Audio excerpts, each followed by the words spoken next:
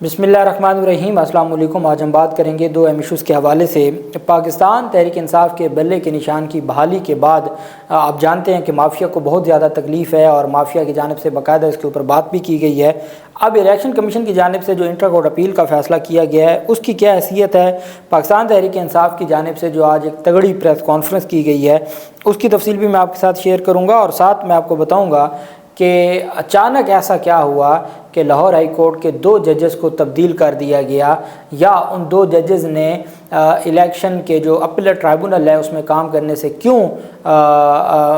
خود کو جو انکار کر دیا، ایسا کیا ہوا اور یہ ڈیولپمنٹ کس طرف جا رہی ہے، اس کی تفصیل بھی میں آپ کے ساتھ شیئر کروں گا۔ سب سے پہلے میں آپ کو بتاتا چلوں کہ پاکستان کے آرمی چیف عاصم منیر کی جانب سے جو گفتگو کی گئی ہے سوشل میڈیا کے حوالے سے، اور چونکہ کچھ چیزیں تو جو سوشل میڈیا کے اوپر وائرل ہوئی ہیں کہ آرمی چیف کی جانب سے یہ کہا گیا ہے کہ سوشل میڈیا کوئی شیطانی میڈیا ہے اور اس طرح سے اور بھی جو سخت باتیں ہیں، تو جو ISPR کی جانب سے سٹیٹمنٹ جاری کی گئی اس میں ایسی کوئی بات نہیں تھی۔ یہ نیشنل فارمرز کنونشن تھا، کسانوں کا کنونشن تھا، آرمی چیف کا اس میں خطاب تھا۔ آرمی چیف عاصم منیر نے کہا کہ پاکستان سے متعلق افواہیں اور سوشل میڈیا پر مایوسی پھیلا کر تاثر دیا جاتا ہے کہ ریاست وجود کھو چکی ہے، لیکن ہم قوم کے ساتھ مل کر ہر مافیا کی سرکوبی کریں گے۔ آرمی چیف نے نیشنل فارمرز کنونشن سے خطاب کرتے ہوئے کہا کہ کسان کو آسان قرضے، کولڈ سٹوریج اور دیگر سہولیات فراہم کی جائیں گی اور ان کی سہولت کے لیے ہر ضلع میں زرعی مالز بنیں گے۔ ان کا کہنا تھا کہ گرین پاکستان انیشیٹو کا مقصد زراعت پر کام کرنا ہے اور اس کی آمدن کا بڑا حصہ صوبوں کو جائے گا۔ انہوں نے کہا کہ پاکستان سے متعلق افواہیں پھیلائی جاتی ہیں، سوشل میڈیا پر مایوسی پھیلا کر تاثر دیا جاتا ہے کہ ریاست وجود کھو چکی ہے، لیکن ہم قوم کے ساتھ مل کر ہر مافیا کی سرکوبی کریں گے۔ عاصم منیر کا کہنا تھا کہ پاکستان وسائل سے مالا مال ملک ہے۔ 60 کی دہائی میں پاکستان ایشیا کا تیزی سے ترقی کرنے والا ملک تھا، لیکن قائد اعظم کے 3 زرعی اصولوں ایمان، اتحاد، تنظیم کو بھولنے کی وجہ سے تنزلی ہوئی اور ہم آج اس مقام پہ پہنچے ہیں۔ تو کسانوں کی جانب سے جو یہ کہا گیا تھا کہ بہت بڑا کنونشن ہے، وہاں آرمی چیف اور پاک فوج زندہ باد کے نعرے بھی لگائے گئے، اور آرمی چیف کی جانب سے جو خطاب کیا گیا ہے اس میں کسانوں کے ساتھ یہ وعدہ کیا گیا۔ اب آپ دیکھ لیں، باقی چیزیں تو بات کی ہیں، آرمی چیف سے یہ گزارش ہے کہ جو کسان کے لیے اس وقت سب سے ضروری چیز ہے وہ یوریا کھاد ہے۔ یوریا کھاد ایک تو بہت مہنگی ہوتی جا رہی ہے، دن بدن ریٹ بڑھتا جا رہا ہے، پھر مصنوعی قلت ہے، اور اس کی وجہ سے غریب بندے کے لیے ایک تو جس نے ڈیزل لگا کے گندم کو پانی لگانا ہے، پانی دینا ہے، وہ اتنا زیادہ مہنگا ہے، پھر اس نے جو کھاد ڈالنی ہے وہ اتنی مہنگی ہے، اور پھر جو پیسٹی سائیڈ میڈیسن ہے، جو دوائیاں ہیں زرعی، وہ اتنی مہنگی ہیں۔ تو آپ اس فصل کو بچا لیں، اس کی سب سے بڑی وجہ یہ ہے کہ اگر گندم کی قلت ملک میں ہوگی تو ملک کے لیے چلنا مشکل ہو جاتا ہے، اور آپ یہاں سے شروع کریں، اچھی بات ہے، کسی کو تو فائدہ ہو، کوئی تو فائدہ لے، باقی چیزیں کون کس کا کیا کام ہے یہ چیزیں تو پھر ہم کتابوں میں پڑھتے رہتے ہیں، اور آئین اور قانون کیا کہتا ہے۔ جب ہمارے ملک کی جو چیف جسٹس قاضی فیاض عیسیٰ صاحب کی سربراہی میں فل کورٹ جو آئین سے ترمیم ہونی تھی اور آئینی ترمیم کے ذریعے سپریم کورٹ آف پاکستان میں اپیل کا حق دیا جانا تھا، وہ ایک عام قانون، سادہ قانون سازی سے دے دیتے ہیں، اور سپریم کورٹ اس کے اوپر مہر ثبت کر دیتی ہے کہ ہاں جی بھلے وہ 15 لوگ بیٹھے تھے پارلیمنٹ میں اور انہوں نے جو سادہ قانون بنایا ہے وہی اس ملک میں اپلیکیبل ہے، تو پھر میں اور آپ کیا کر سکتے ہیں؟ پھر ہم کیسے کہہ سکتے ہیں جی کہ فلاں کا یہ کام ہے، فلاں کی یہ حدود ہے، فلاں کا یہ معاملہ ہے؟ یہ باتیں تو صرف کتابی باتیں ہیں، اور اللہ ہمارے ملک پہ رحم کرے، اور اس طرح کی جو چیزیں ہیں وہ چلتی جا رہی ہیں۔ پاکستان تحریک انصاف کی قیادت کی جانب سے جو چیئرمین ہیں بیرسٹر گوہر علی خان، لطیف خان کھوسا، شعیب شاہین، اور جو قیادت ہے ان کی جانب سے ایک پریس کانفرنس کی گئی۔ اسلام آباد میں پارٹی رہنماؤں کے ہمراہ پریس کانفرنس کرتے ہوئے چیئرمین PTI کا کہنا تھا کہ جب کوئی فیصلہ آتا ہے تو قانونی راستہ اپنانے کے بجائے تنقید کرتے ہیں PDM والے، جو پشاور ہائی کورٹ کے فیصلے پر تنقید کی جا رہی ہے۔ انہوں نے کہا یہ عدالتوں پر حملہ آور ہو رہے ہیں، کیمرے کے سامنے انٹرا پارٹی الیکشن کا مکمل پروسیس ہوا، مخالفین کی کوشش ہے کہ PTI کے پاس بلہ ہی نہ رہے، جس طرح ہم نے شفاف الیکشن کرائے کسی نے نہیں کرائے۔ انہوں نے کہا کہ یہ سپریم کورٹ پر بھی حملہ آور ہوئے اور ہائی کورٹ پر بھی حملہ آور ہوئے۔ پشاور ہائی کورٹ کے جج نے 4 گھنٹے تک کیس سنا، سیاسی رہنماؤں کے ہائی کورٹ پر حملے کی مذمت کرتے ہیں۔ آج عطا تارڑ نے جتنی گھٹیا گفتگو کی ہے تو کوئی چونکہ ان کو پوچھنے والا نہیں ہے، یہ تو عمر عطا بندیال کے خلاف اس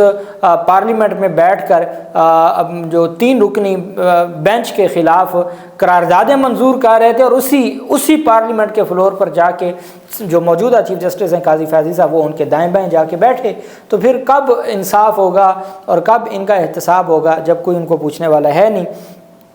انہوں نے کہا کہ پشاور ہائی کورٹ کے جج نے 4 گھنٹے تک کیس سنا، سیاسی رہنماؤں کے ہائی کورٹ پر حملے کی مذمت کرتے ہیں، الیکشن کمیشن اپنی آئینی ذمہ داری پوری کرے، بانی پی ٹی آئی ہی ہمارے لیڈر ہیں، پی ٹی آئی کے انٹر پارٹی الیکشن شفاف تھے، کل سے یک کے بعد دیگر پریس کانفرنس کروا رہے ہیں، باپ بیٹی سب مل کے پریس کانفرنس کرنے میں مصروف ہیں، یہ وہ لوگ ہیں جو ہارس ٹریڈنگ کو پسند کرتے ہیں۔ بیرسٹر گوہر علی خان کا کہنا تھا کہ اس ملک میں سخت انتخابات ہونے جا رہے ہیں، اگر صاف شفاف انتخابات نہ ہوئے تو ملک ڈی ریل ہو جائے گا، ملک کا دیوالیہ نکل جائے گا۔ اگر شفاف انتخابات نہ کروائے گئے، بلے کا نشان لینے کا مقصد ہے کہ پی ٹی آئی شفاف انتخابات میں سامنے نہ آ سکے۔ بلہ صرف سیاسی نشان نہیں بلکہ 70% عوام کے امنگوں کا ترجمان ہے۔ انہوں نے کہا کہ پی ٹی آئی سے بلے کا نشان لیا گیا تو 227 نشستیں کس کے پاس جائیں گی؟ انتخابات کے بعد ہارس ٹریڈنگ ہوگی تو ذمہ دار کون ہوگا؟ یہ اپنی پارٹی میں پوزیشن صرف اپنے رشتہ داروں کو دیتے ہیں اور یہ صاف شفاف انتخابات کے قاتل ہیں۔ جبکہ لطیف خان کھوسا کی جانب سے بڑے تگڑے آرگومنٹس کیے گئے اور ان کی جانب سے جو پریس کانفرنس میں گفتگو کی گئی، انہوں نے کہا کہ نواز شریف کا بایو میٹرک ایئرپورٹ پر ہوتا ہے، میرے داماد کے تجویز اور تائید کنندہ کو گرفتار کیا گیا، ہمارے سفیر نے لندن میں مفرور کو رخصت کیا، دنیا دیکھ رہی تھی کہ ہیتھرو ایئرپورٹ سے سزا یافتہ کو سفیر نے رخصت کیا، نواز شریف کو 62(1)F کے تحت نااہل کیا گیا تھا جو آج تک نااہل ہیں۔ انہوں نے کہا کہ سابق وزیر اعظم کو ہائی کورٹ سے تشدد کر کے گرفتار کیا جاتا ہے، ذل سبحانی کو لایا گیا، 4تھی بار وزیر اعظم بنانے کے لیے پی ٹی آئی کے امیدواروں کو اٹھایا جا رہا ہے، بلہ لینے والے خوش نہ ہوں، کل شیر اور تیر کا نشان بھی لیا جا سکتا ہے۔ یہ لطیف خان کھوسا کی جانب سے گفتگو کی گئی اور ان کی جانب سے کہا گیا کہ جو چیزیں آئین اور قانون کے مطابق چلنی تھی وہ اگر آپ آئین اور قانون سے ہٹ کے چلائیں گے تو آپ کے بھی معاملات پھر تباہی کی طرف جائیں گے۔ الیکشن کمیشن نے عام انتخابات کے لیے مخصوص نشستوں کے لیے الیکشن شیڈول میں تبدیلی کر دی ہے۔ مخصوص نشستوں کے حوالے سے اگر کل اسکروٹنی ہونی تھی اور آخری دن ہوتا تو ہر صورت ان کو پاکستان تحریک انصاف کے لیے لسٹ جاری کرنی پڑتی۔ اب انہوں نے کیا کیا کہ اس میں تبدیلی کر کے 13 جنوری تک کا وقت دے دیا کہ ہمارے پاس 13 جنوری تک کا وقت ہے، ہم اس کو چیلنج کریں گے، یا 9 جنوری کو ہم اب نہیں جاری کرتے اور ہم 9 جنوری تک جو چونکہ ڈویژن بینچ ہوگا تو ڈویژن بینچ کیس کو سنے گا تو ہم تب دیکھیں گے، اور اس وجہ سے جو الیکشن شیڈول ہے اس میں تبدیلی کی جاتی ہے۔ مخصوص نشستوں پر کاغذات نامزدگی کی جانچ پڑتال کی تاریخ 13 جنوری تک بڑھا دی گئی ہے، اور اس کا مقصد یہ ہے کہ پاکستان تحریک انصاف کی فی الحال جو ترجیح لسٹ ہے وہ جاری نہ کی جائے، اور الیکشن کمیشن نے فیصلہ کیا ہے کہ وہ انتخابات سے متعلق انٹرا کورٹ اپیل میں جائے گا۔ الیکشن کمیشن نے 3 دن کی مشاورت کے بعد یہ فیصلہ کیا ہے کہ پشاور ہائی کورٹ کے سنگل جج بینچ کے فیصلے پر ہم نے عمل درآمد نہیں کرنا بلکہ ہم نے انٹرا کورٹ اپیل کرنی ہے۔ اب انٹرا کورٹ اپیل کی حیثیت کیا ہے؟ انٹرم آرڈر کے خلاف انٹرا کورٹ اپیل نہیں ہو سکتی۔ آپ کو یاد ہوگا یہ ڈی سی اسلام آباد کا جو معاملہ بنا تھا اور ان پر توہین عدالت کی جو کارروائی تھی وہ انٹرم آرڈر سے عامر فاروق کا بینچ تھا، 2 رکنی بینچ، انہوں نے کہا کہ ہم انٹرا کورٹ اپیل نہیں سن سکتے۔ انٹرم آرڈر کے خلاف صرف ایک ریمیڈی ہے کہ آپ سپریم کورٹ جا سکتے ہیں، اور وہاں بھی اس طرح ریلیف نہیں ملتا چونکہ انٹرم آرڈر کو نہیں چھیڑا جاتا۔ یہ تو ابھی علی باقر نصفی صاحب کا والا جو فیصلہ تھا اس کو چھیڑا گیا، اس کے علاوہ نہیں چھیڑا جاتا۔ تو پاکستان تحریک انصاف کی درخواست پر اب انہوں نے کہا جی ہم انٹرا کورٹ اپیل میں جائیں گے ڈویژن بینچ میں۔ اب جو مین کیس ہے جو سنگل بینچ نے سنا، انہوں نے بھی معاملہ ڈویژن بینچ کو بھیجا ہے۔ انہوں نے لکھا کہ جی چھٹیوں کے بعد جو اویلیبل ڈویژن بینچ ہوگا وہ 9 جنوری کو سنے گا۔ تو یہ کیس تو آج خود ڈویژن بینچ کے پاس چلا گیا۔ تو جب یہ ڈویژن بینچ کے پاس چلا گیا تو ڈویژن بینچ میں انٹرا کورٹ اپیل کیسے ہو سکتی ہے؟ اب ڈر کے مارے سپریم کورٹ بھی نہیں جاتے کہ وہاں عطر من اللہ یا منصور علی یا ان کے ہاتھ چڑھ گئے یا افریدی کے، تو پھر ان کا کیا بنے گا؟ تو وہاں بھی نہیں جانا چاہتے، کہتے ہیں جی انٹرا کورٹ اپیل میں جائیں گے۔ انٹرا کورٹ اپیل میں یہ جو انٹرم فیصلہ ہے یہ سسپینڈ ہونے والا نہیں ہے اور ان کو رسوائی ہوگی، اور یہ مزید ان کو رسوائی میں ان کی رسوائی میں اضافہ ہوگا اور ان کے لیے تباہی اور بربادی ہوگی، چونکہ یہ غلط فیصلہ کر رہے ہیں اور یہ مزید ایکسپوز ہو رہے ہیں۔ جیسے جسٹس میاں گل حسن اورنگزیب صاحب نے کہا کہ آپ نگران حکومت کے نیچے جو نظام چل رہا ہے وہ خوفناک ہے، تو الیکشن کمیشن جس طریقے سے بے نقاب ہو رہا ہے، ایکسپوز ہو رہا ہے، دن بدن یہ انتخابات کے پروسیس کو مزید دھاندلی زدہ کرتے جا رہے ہیں، اور دنیا کو نظر آ رہا ہے کہ یہ پری پول ریگنگ شروع ہے اور ایک